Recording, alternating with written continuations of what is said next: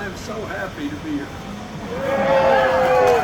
The most fun I think I ever had in a campaign in my life. That's a stretch, but not bad about. But in 2008, when Hillary was in the Democratic primary, I did for weeks nothing but front porch rallies. And I loved it because, I mean, here we are. They're real, talking to your neighbors, everything's on the level. And, you know, we're involved in a campaign against I don't know about hatred. I do know it's not on the level. And so I just want to take a few minutes to say some things that all of you probably know, but that I hope you can say to other people between now and Election Day. I know I have a unique slant on this election. First, I'm familiar with the job we're running for. And you did pretty well when I had it. Yes. Yes. And secondly, I know both the candidates and have for years. And for years, I had, when I was just an ex-president, running my foundation, trying to help people, trying to do things, Donald Trump was perfectly nice and sane and civil to me. And one day I woke up accused of everything under the sun, and I wasn't even a candidate. It's amazing how reality shifts from time to time. So I want to talk about something most people in Michigan have a fair amount of knowledge of. Football. And baseball. Yeah, baseball. You got a great ball team there, almost made it to the World Series. So here's what I want to say.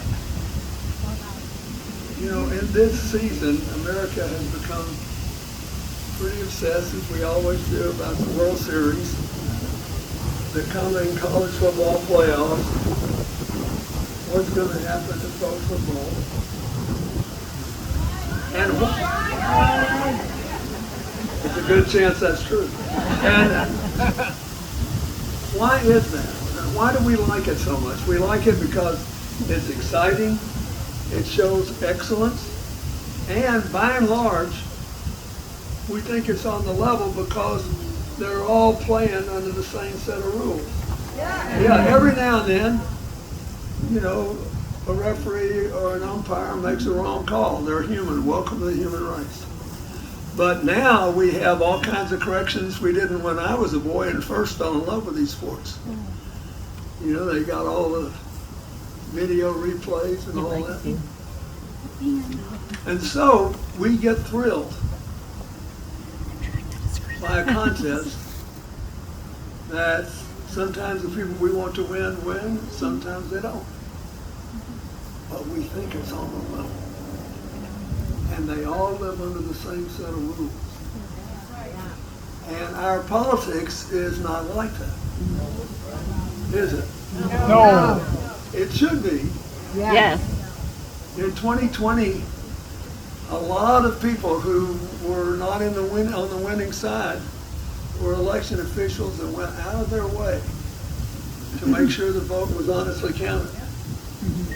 They became demonized in the MAGA Republican Party for doing their job and honoring their oaths to the Constitution. I was with a former Republican congressman from Illinois yesterday, who's now traveling, campaigning for Kamala Harris. Because he said abandoning the Constitution was a step too far. You got Dick Cheney, who I never thought we'd have anything That's real. endorse Kamala Harris. Why? He saw firsthand what happened to his own daughter when she favored following the law and the Constitution. It's fascinating. And it really matters about what kind of president we're going to be. So if I didn't know Kamala Harris, I would be for her. For the following reasons. But first is foremost, I think she believes in the Constitution. Yeah. She's telling you if you vote for her and she wins, if you don't think she's done a good job, you can vote her out next time. That's the American way. I had some harrowing experiences with it from time to time. You can vote her out. He said in a call to a very far-right religious group, he said, if you want to make America great again, you've got to get out and vote for me. That's fine. Really, it's fine. Legitimate plea. Then he said, you got to do it one more time. But if you do it one more time, you'll never have to vote again. Because by the next election, we'll have it rigged and we won't have to worry about it. And he was dead serious and didn't know anybody else was listening to him. Now, you need to think about it. There is nothing worth that risk. And that's why I find myself increasingly on platforms large and small with people who've been Republicans their whole life. My family lives in a little town, 20-something miles north of New York. And we have a fair number of Republicans.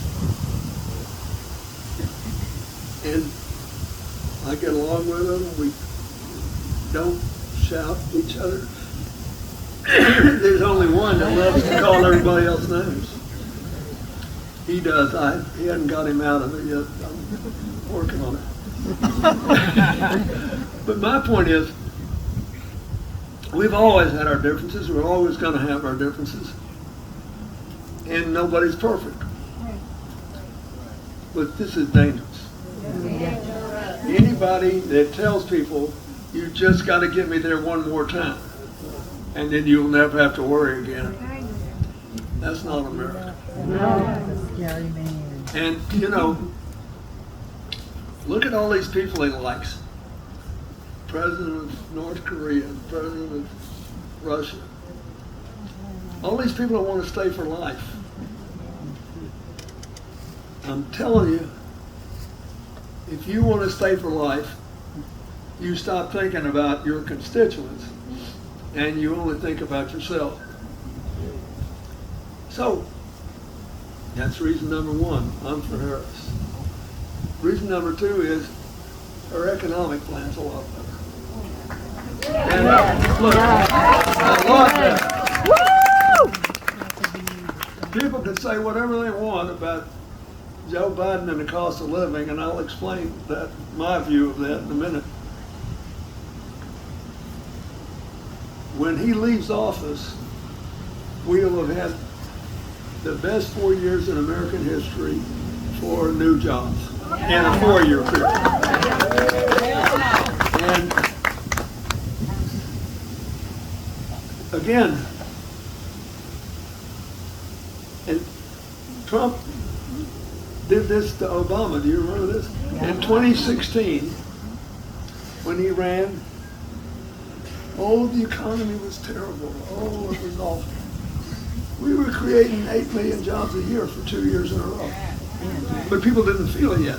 Then, Trump gets elected, and you would have thought we had the finest economy on earth. And he did it all in 36 hours.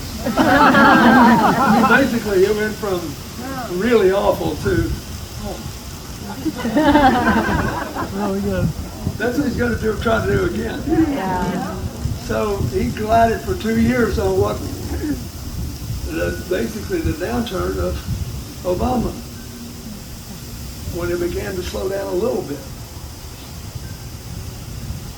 And he reflected then, and we are dealing now with something I wish you would talk to all your neighbors about between now and the election. If you think about anything you've done in your life, there are probably a few things you could do in an afternoon that were worthwhile and linger. But most things were not built in a day. And Trump is a great brag and blame politician. He's good, isn't he? I mean, look at this beautiful day. I did that. Good job, Bill.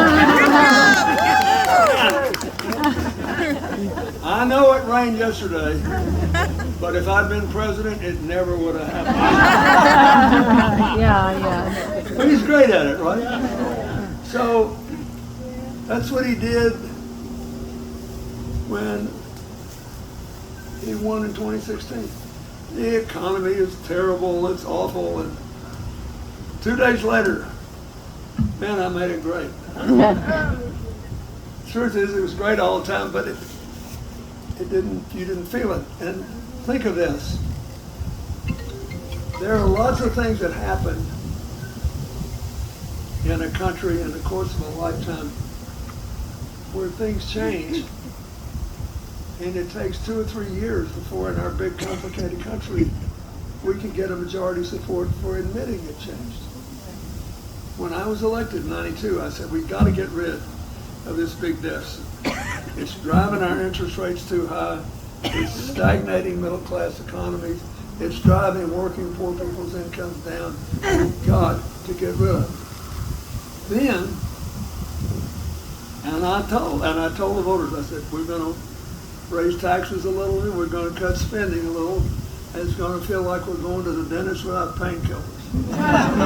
And you won't like it, but you will like it when we get there. So it took 3 full years before a majority of the people would acknowledge that they felt it coming down. And I understood that. But you have no idea. I saw there we lost 15 or 16 unbelievably good members of Congress because people didn't feel it yet in 1994. And I'd wake up in a cold sweat for literally 10 or 15 years after that, thinking of them. They were my friends, they were my allies, and a lot of them knew that they lived in closely divided districts, and they walked the plank. Country first. One of them, Marjorie Mezvinsky, was the mother of my now son-in-law. And so I tried to pay her back over the years in some way or another. But my point is, all of us have this. We've had something that, this has been changing for 2 or 3 years, but I didn't see it. I didn't feel it. So Trump is banking on being lucky twice. Always telling us how terrible. And it is. The cost of living's gone up too much. But fuel prices are going down because of the Harris policy, which is basically what Biden's done, is all of the above. Produce the energy, clean the environment, and create no jobs. So that's going down. What else are people upset about? Food prices. As a former Attorney General of California, she was an officer in one of 37 states, 37, that make price gouging in the grocery business illegal. And now, it's hard to imagine sometimes if you live in a smaller town and you don't have a big grocery store, you have an independently owned one. But the truth is, most Americans buy their food in one of 5 big chains, where 1% difference in profit margin makes a huge difference because you've got tens of millions of customers. And we know what happened during COVID. The demands for food stayed up here and the supply was interrupted, so the price went up. And then the supply chain was fixed and we had all we wanted and needed. And the price increases slowed down, but the price didn't actually drop, right? That's your experience, everybody. And we do need somebody looking at that, because we don't want to fix the prices and we don't want to bankrupt people if they sell food, but we don't want to be taken for a ride. So and believe me, I know how this works. Attorney General too. If the federal government is looking at this through the Justice Department, they won't be raising these prices unless they know it can withstand legal scrutiny. Yes. It's a simple thing, isn't it? Yeah. But if you're a problem solver, that's what you look for. What is the quickest, simplest way to try to address this? And I've come to know Kamala Harris over the last several years, and she's a problem solver. So that's important. The third big element of this price thing is housing. And look what happened there. When the first crash occurred back in 2008, there were bad lending practices and there was a collapse of a lot of housing. And I'll give you a simple example. The 2 biggest hit states were Rhode Island, tiny Rhode Island, and Nevada, for totally different reasons. But I just was in Nevada. They're still just being driven crazy by this because they left all these, the people left Nevada. They couldn't make a living there anymore. Tourism dried up. So the value of these big apartment houses as places to rent or places to buy collapsed. So these big banks came in, they bought them all up.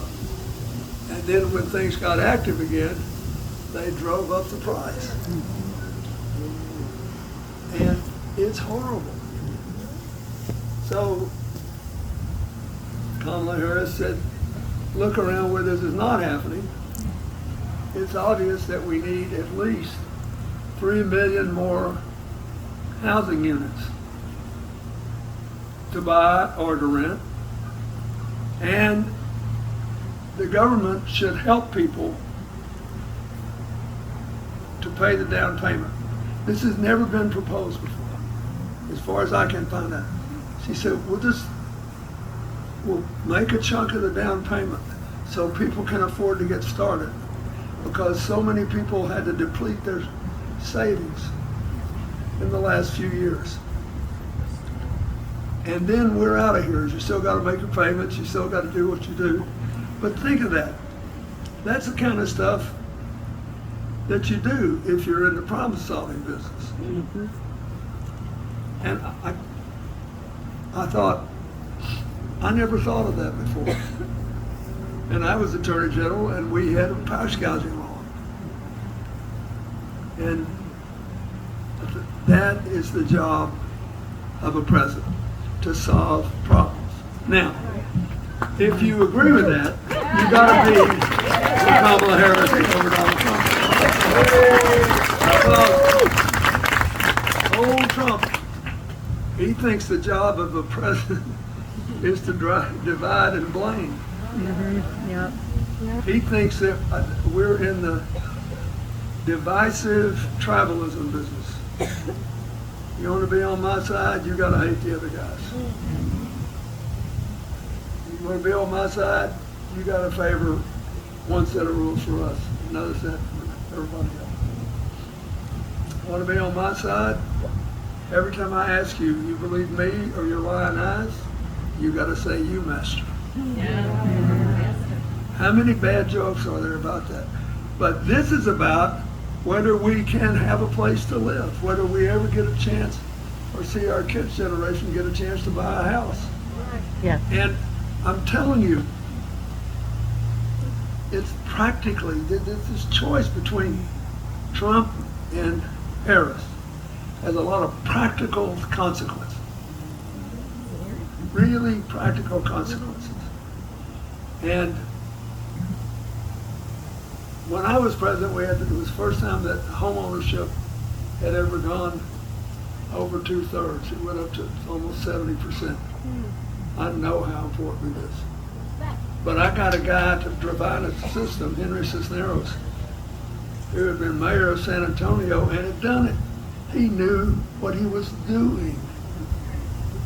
Trump got all these people to write that Project 2025. Who knew what they were doing too. And what they were doing was trying to divide us permanently. And what Kamala's trying to do is to unite us so that we can take advantage of our differences. You know, diverse groups make better decisions than homogenous groups. They do. I look around here, I can just tell by looking at you, I've had a lot of practice over the years, that there are people who have done all kinds of different things in their lives.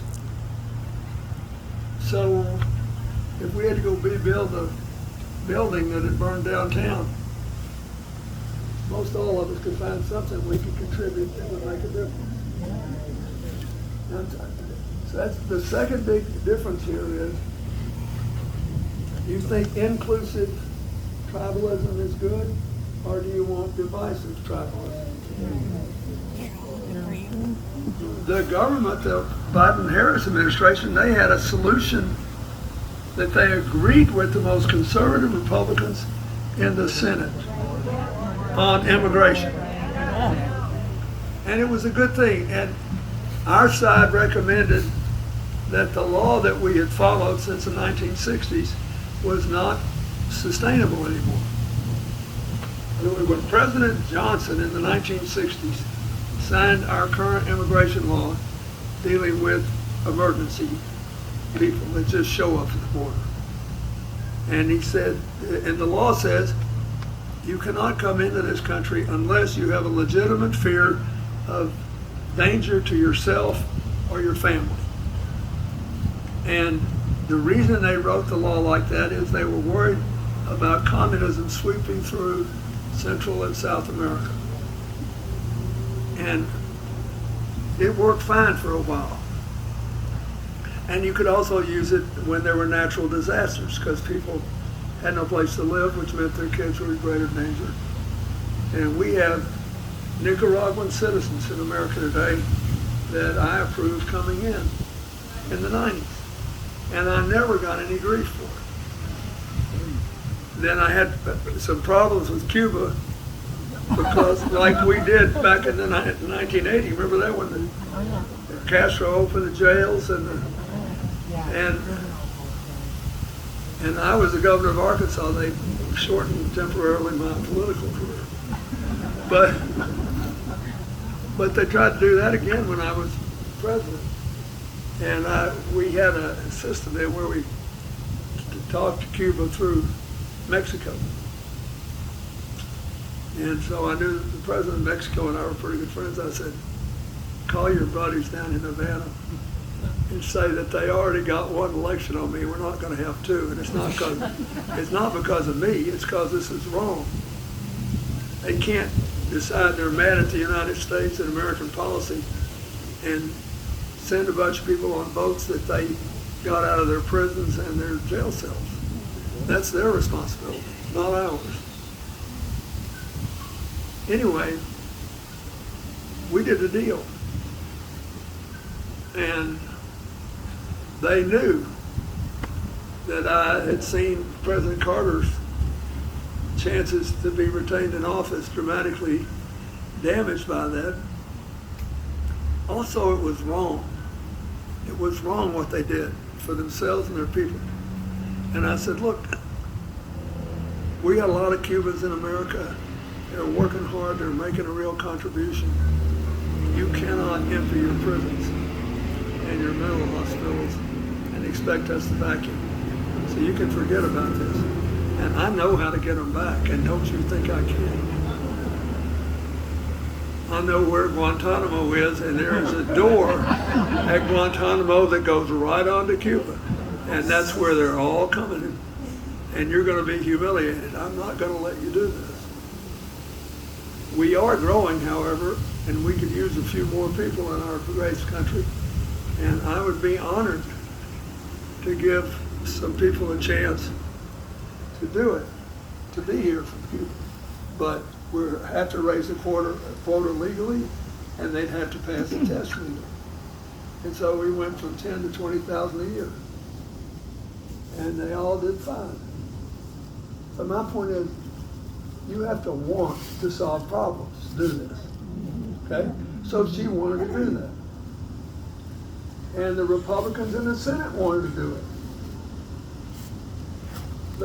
There's always plenty for us to fight about. We can actually solve problems every now and then and still have something to argue about. And they wanted to do it. And I thought, boy, this is going to be really good. Until, who killed her? Donald Trump. He killed it and he told the Republicans, he said, you cannot do this. You cannot do this. How can I run for president and beat them without a problem? It wasn't like there were no other problems we could argue about. He said, this problem is identified with me. I've got people terrified of immigrants. I've got them scared of our differences, and I want you to stop this and kill this. And they had the bill written. And they walked away from it because they were scared. Now, if you believe in governing by division and never solving problems, Trump's your guy. But if you think you hire people to do their best to solve problems or make them better and give us something else to worry about tomorrow, you got to vote for Kamala Harris. Because she is really good.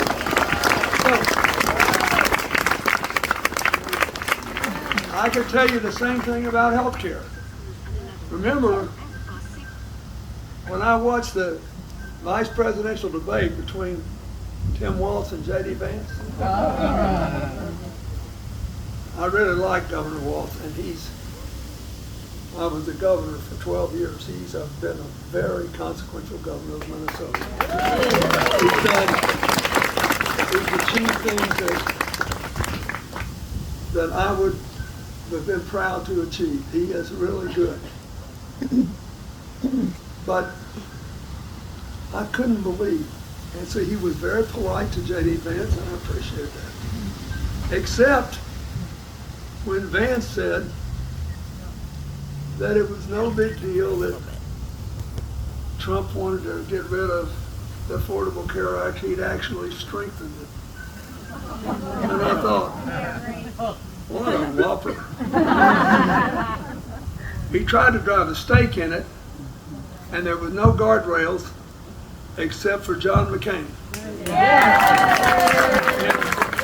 John McCain, whom I knew quite well, said, this is crazy, what are we doing? And he tried to take health care from all and to strip all the protections for people with pre-existing conditions. And remember what happened? This was less than a decade ago, 2018. The Republicans lost the midterm elections by 8 2.5 points, the biggest loss in a century. Biggest loss in a century. Because they did that. And now they're trying to do it again. You got to give them, they're, persistent. But Trump can't stand you to believe that anything good was done by anybody else, ever. Yeah. And the truth is, when you're a president, you don't do anything by yourself much, except a few foreign policy things and an occasional executive order. You got to have the Congress. So you can't let this happen. We also, thanks to the current administration, have for seniors on Medicare a $35 a month cap on insulin and a $2,000 a year cap on out-of-pocket medical expenses. So here's a good comparison. Her position is we should have those benefits for people who aren't on Medicare because they're younger if they're in the same income group and they need it. There are a lot of people who need that. That's her position. His position is I'm going to get rid of all that. But then he has some ridiculous thing like, I'm not going to put taxes on Social Security. Well, by and large, most Social Security is not taxed. It sounds like a big deal until you look at how many people will be affected. So, there's the things that I wanted to say about the economy. The only substantive change that will affect food is the price gouging law. The problems with housing will be affected if you build a few million more units and make them available by helping young people, particularly who don't have much upfront money, with the down payment. And the problem on energy is solving itself. And we've got more people working now on all of the belt flushes. We've got people in solar, wind, geothermal, and people working in natural gas in a way that will stop the leakage of the pipes, which is what you've got to worry about. And I was the governor of the state which was fracking before anybody used the word. Right. Yeah. They didn't know it was a big part. But believe it or not, we didn't have any trouble with the Republicans that were on the Oil and Gas Commission. I remember this. And we had people there come to say, you got to relax all these fracking legislation. And the guys on the commission would say, do you live here? Is this your state too? Do you care if our water table is protected? Do you care if our kids are protected? And they would vote for strict standards. So we made a lot of money, and they had to pay for decent, safe piping and drilling. So that's my pitch. I don't like to, I've reached a point now where I don't give conventional speeches anymore. I just try to discuss things with people. And this is not a closed question. I mean, I'm just telling you. She would be light years better than he is.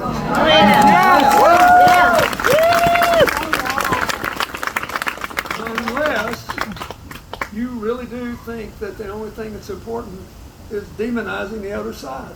And if you think our divisions are far more important than our common humanity, and you want to do whatever it takes to keep us torn up and upset, he's your guy. Turn the page.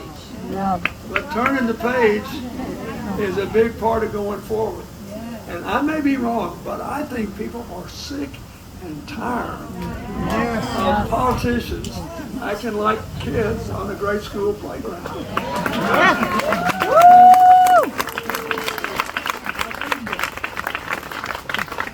I told somebody the other day, if we raised our kids Oh my God. the way Trump's tried to raise his politicians,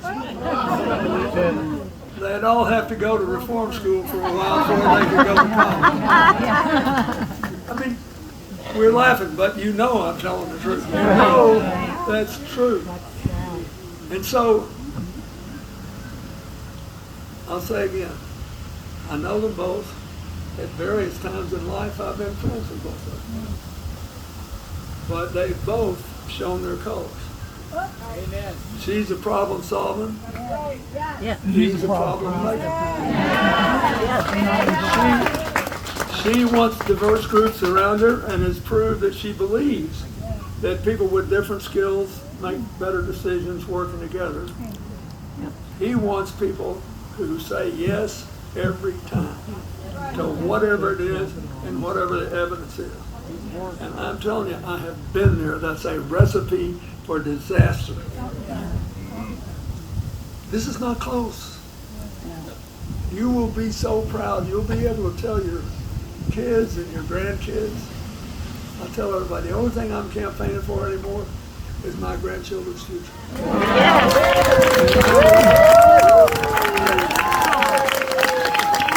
I believe so strongly that she will be a fine president.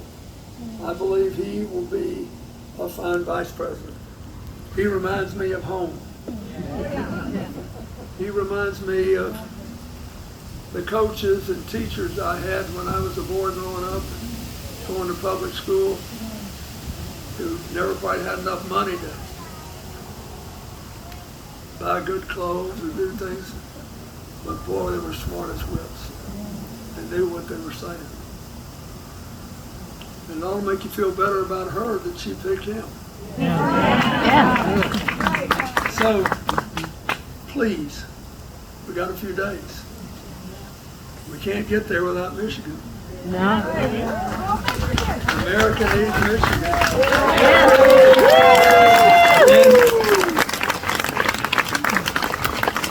And I think it's going to be okay, but we all got to get caught trying. Everybody. Yep. Knock some more. And don't do it the way he does it. Not with a clenched fist, but with an open hand. It's almost, first of all, a lot of these people think they have to be foreign. Are really good people, aren't they? They get all their information from one place. Yeah.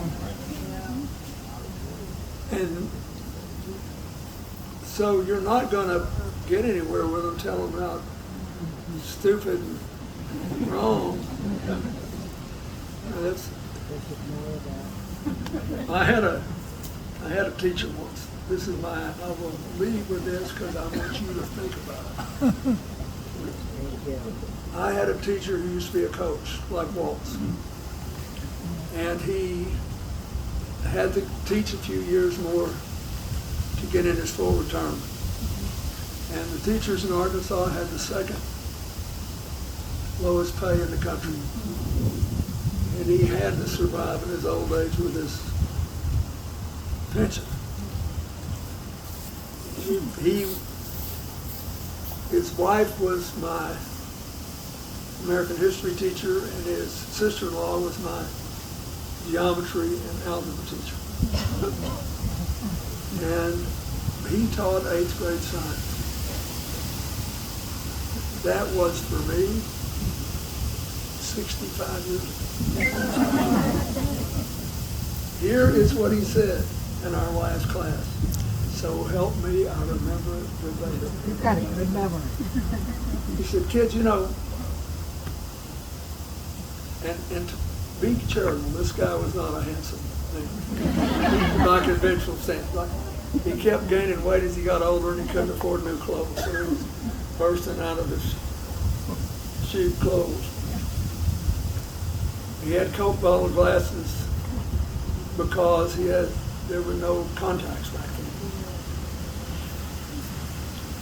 He had a big beak nose. He had the Coke bottle glasses, and he smoked cheap cigars out of a plastic cone. You can see it, can't you? Okay, so we're sitting there in the last day of class. And he said, kids, you are not going to remember anything you learned in 8th grade science. But he said, if you don't remember anything else, you just remember this. Every morning I get up and I go into the bathroom and I throw water in my face. And I put shaving cream on and I shave. And I wipe all the cream off, pat my face down, and I look in the mirror and say, Vernon, you're beautiful. And he said, and he knew exactly what he was doing, and he said, you remember that, kids. Everybody wants to believe they're beautiful. If you remember that one thing, it'll take you a long way in life. And I learned a lot from that man. He believed we could all grow together and go together, and everybody wants to add something to the puzzle of life, their little piece. We're not going to get there bad-mouthing people the way Donald Trump is. So keep a smile on your face and a song in your heart and go out and win this election. We need